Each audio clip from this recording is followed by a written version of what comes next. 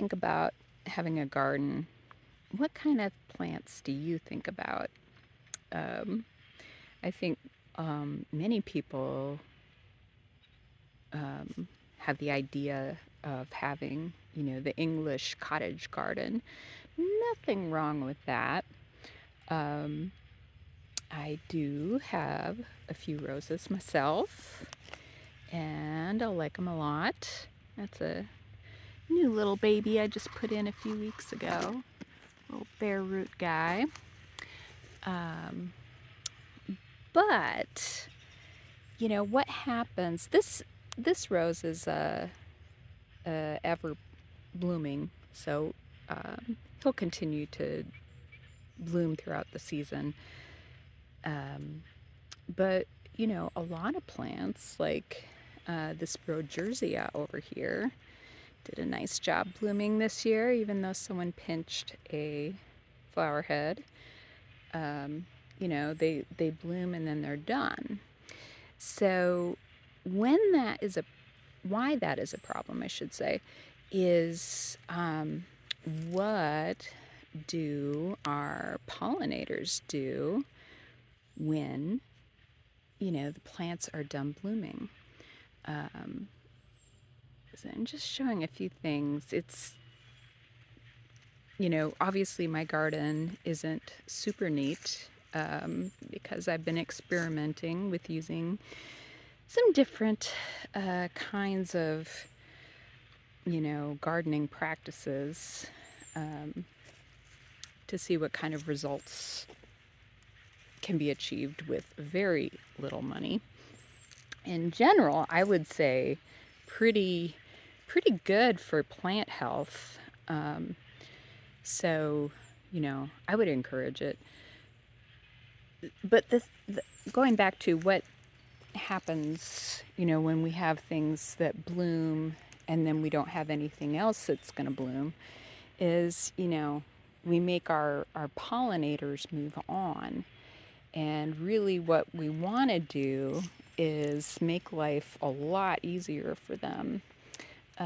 Just because, uh, you know, when it comes down to it, we need them for food.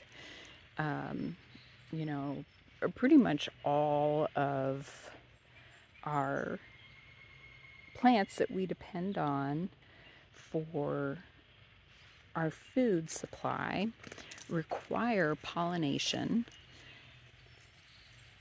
in order, for them to either set fruit or set seed. And if we lose our pollinator numbers, or, because of, maybe the plants that we provide them in our gardens don't have enough nutrients for them. Never mind that little compost pile, little mini one. We can provide flowers for them to pollinate, but if they lack the nutrients that, say, like a bee needs from that it would normally get from a native plant, they aren't going to have enough energy to keep pollinating. So, even when our tomatoes aren't producing flowers, we need to have something blooming all the time. And also, we need to have many different colors of flowers and many different kinds of plants. Certain bees tend to pollinate flowers of a certain color, or even some of the white flowered plants, they might be pollinated by moths at night. So however you do it, this is actually a very new bed. It's not super exciting yet, but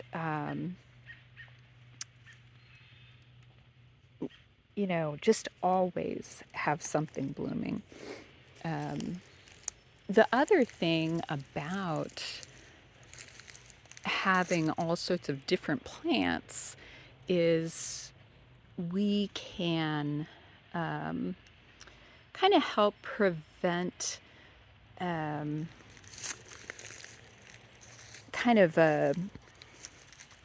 having too many of one kind of insect. That first rose I was showing you, I wasn't sure. I can't really see my camera. Yeah, so he had, I think, a little white fly, but there's a spider on there, and I saw several ladybugs on here that I'm not seeing right at the moment.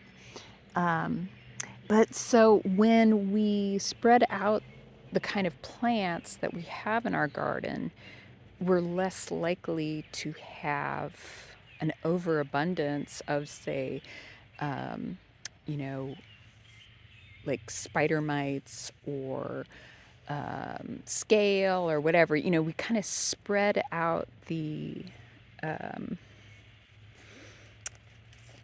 amount of I'm sorry, it's going to rain tomorrow, so I have a headache.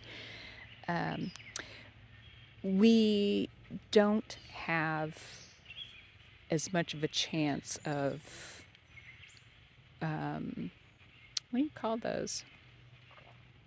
I don't know. Aw.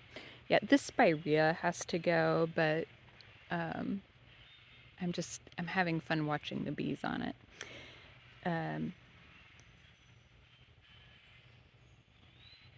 Okay, is Heather really going to edit this part?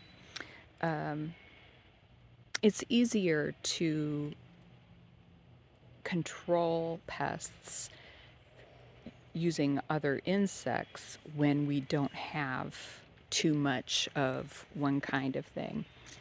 Yeah, that's an invasive sedge that I planted from seed that has to go away. So I'm working on it. But so we've talked about being able to control insects. We talked about feeding insects. I guess we should also talk about disease. So when we have a lot of the same kind of plant, it is much easier for a disease to go through a population. So that was something that really devastated American cities when the Dutch elm disease came and kind of wiped everything out. Because, cities like Gary, Indiana, I mean, that was their street tree. So, having a good mix of plants can keep from having too many losses, or it's good for slowing down the amount of disease spread that can occur in a small area. Another cool thing about having all sorts of plants is we can arrange plants so that we have some that have very deep roots and some that have more shallow roots.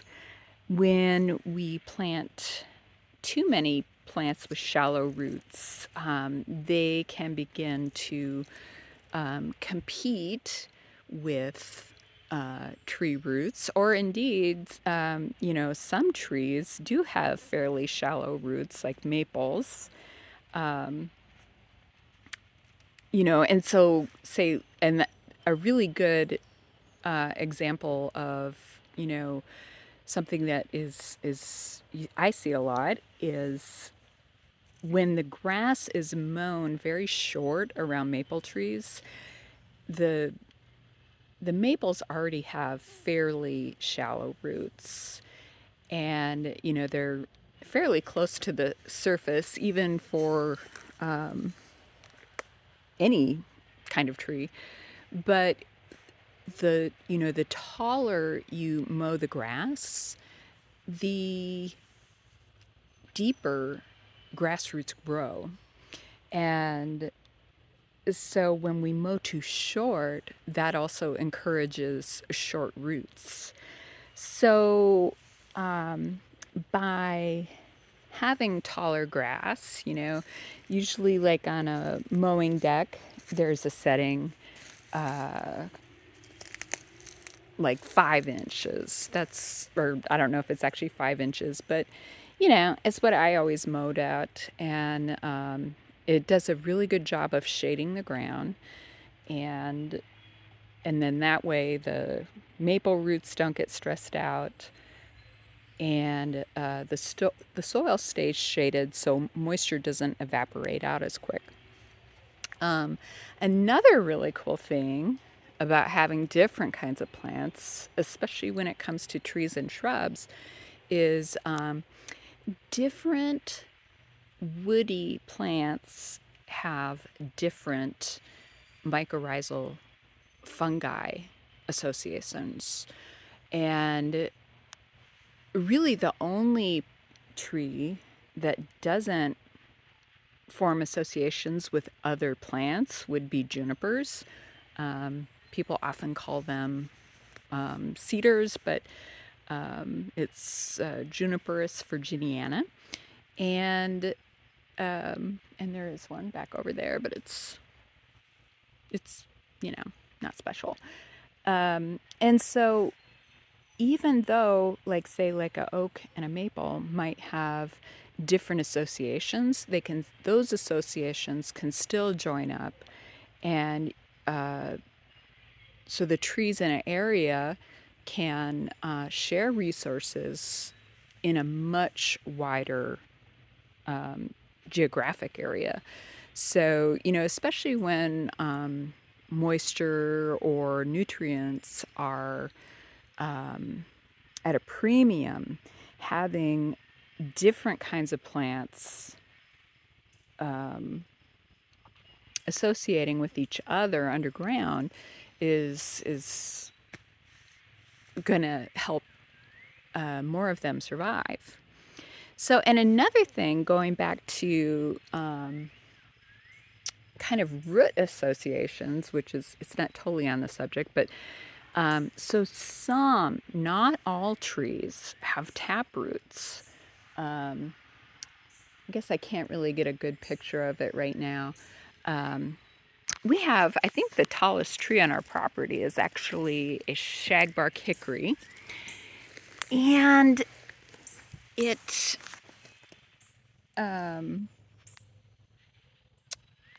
hickories have tap roots.